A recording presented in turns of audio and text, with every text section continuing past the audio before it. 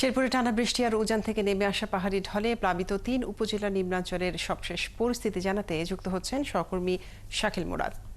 শাকিল, জানাবেন যে প্লাবিত নিম্নাঞ্চলের সর্বশেষ পরিস্থিতি কি এবং পানিবন্দী মানুষের জন্য প্রশাসন কি পদক্ষেপ নিয়েছে? সে প্রশ্নটা দিয়ে আসলে শুরু করতে যাচ্ছি।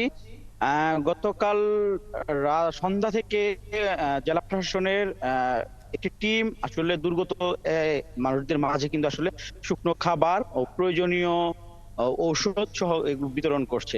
পাশাপাশি জেলা প্রশাসনের নির্দেশে উপজেলা প্রশাসনে ঝিনাইগাতি ও নালিতাবাড়িতে 7টি আশ্রয়ণ কেন্দ্র খোলা হয়েছে।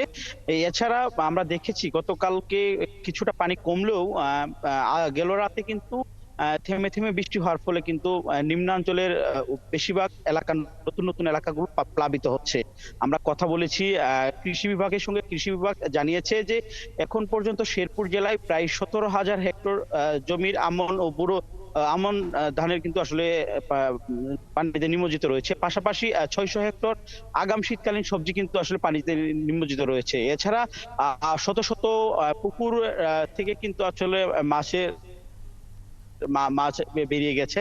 আমরা কথা বলেছি পানি উন্নয়ন বোর্ডের সঙ্গে। পানি উন্নয়ন বোর্ড আমাদেরকে জানিয়েছে যে এখন পর্যন্ত শেরপুরের মহারশী নদীতে 4টি স্থানে ভাঙন ও নালিতাবাড়ির চেল্লাখালী নদীতে কিন্তু 2টি স্থানে ভাঙনের সৃষ্টি হয়েছে। তারা বলছেন এই দ্রুত সময়ের মধ্যে যদি পাহাড়ি ঢলটা কমে না যায় তাহলে ব্যাপক বড় ধরনের ক্ষতি হবে।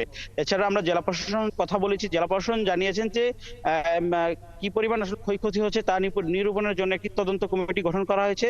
এই কমিটি আসলে কাজ করছে কাজুরি। এই ছিল আমার কাছে শেরপুর থেকে সর্বশেষ। শাকিল, আপনাকে অনেক ধন্যবাদ যুক্ত থাকার জন্য। দর্শক, শেরপুরের বৃষ্টি সহ আবহাওয়ার খবর জানাচ্ছিলেন আমাদের সহকর্মী।